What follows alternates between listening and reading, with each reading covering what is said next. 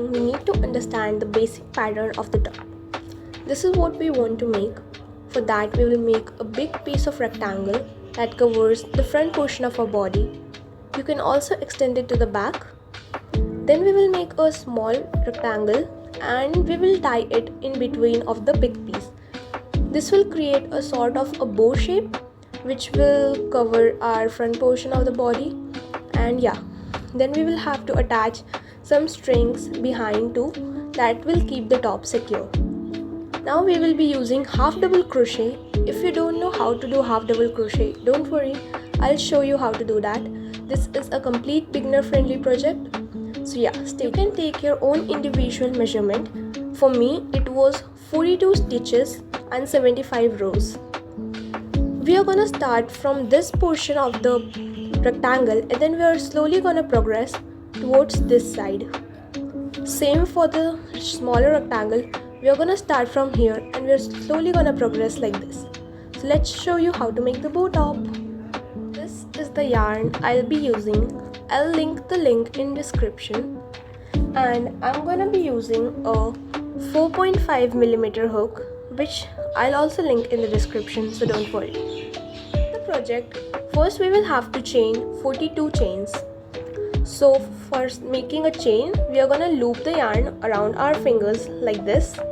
Then we are gonna insert our hook through the first one, pull the second one through it.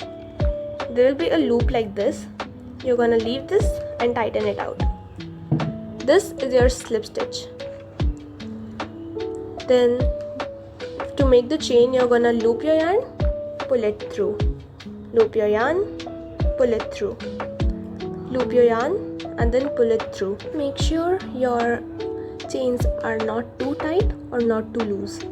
You're gonna see V's like this, like the V's here. One V is one chain. So you will have to make around 42 of these. So yeah, let's get started.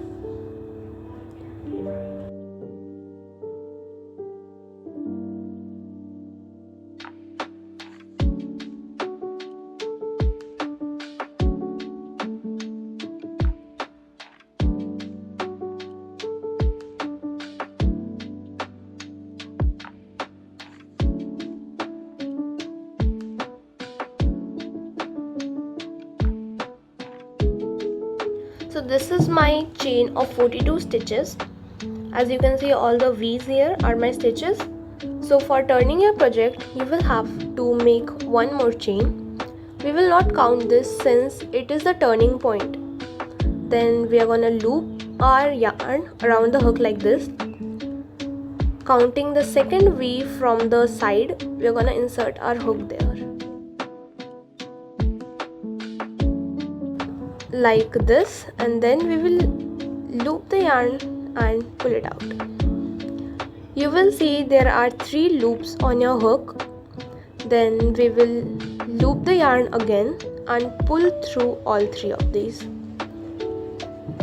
This is your first half double crochet.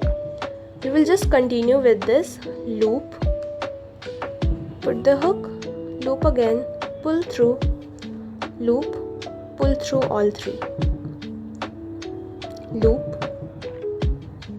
put the hook, loop again, pull through all 3. So what you're gonna do is make the same stitch all till this end, and once you count, the stitches are gonna be 42. So yeah, continue with the process.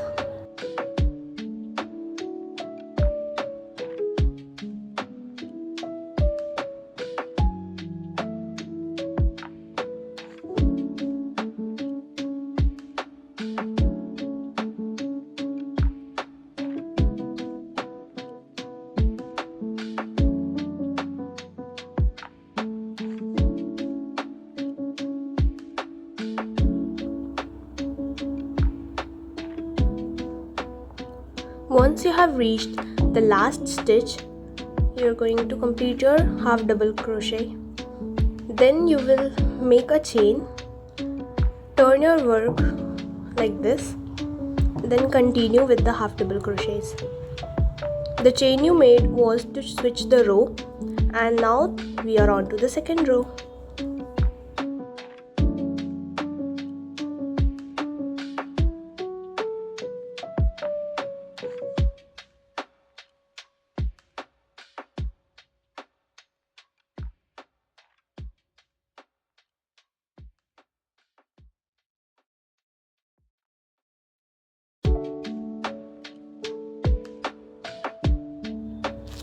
Once you have reached the end of the row, you will chain one just like that. Turn your project and then continue with the half double crochets. Just make sure the number of chains are 42 only, because it may happen that you may miss one or two chains in between. So make sure to count the number of chains after every one or two rows, or else your project will not be straight.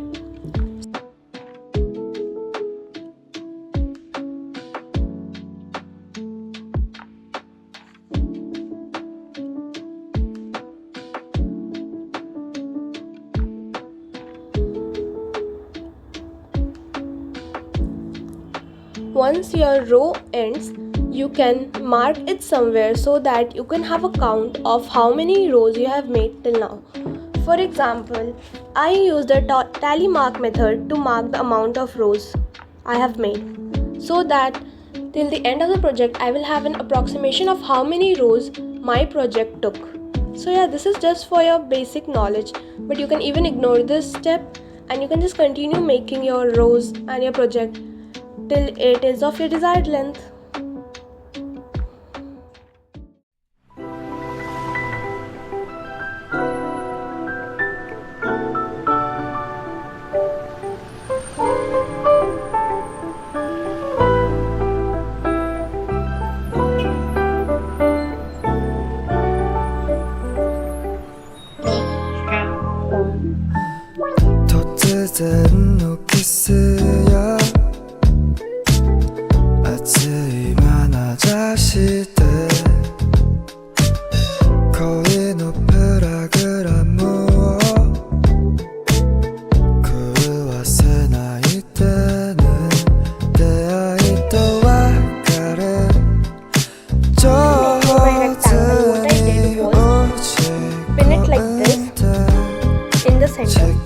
So it can hold its shape.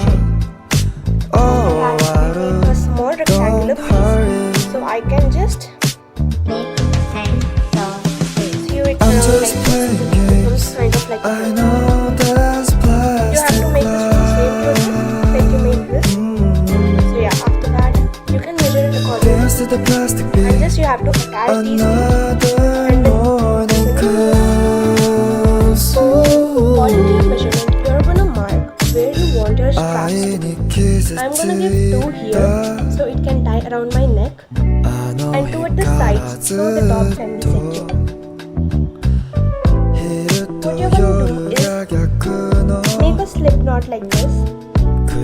Insert your hook at the place where you want your straps to be. Put the slip knot like this and tighten it around. I'm gonna remove this. Then you're gonna pull this through this hole. It will be kind of like this. And all you have to do is chain the length you want.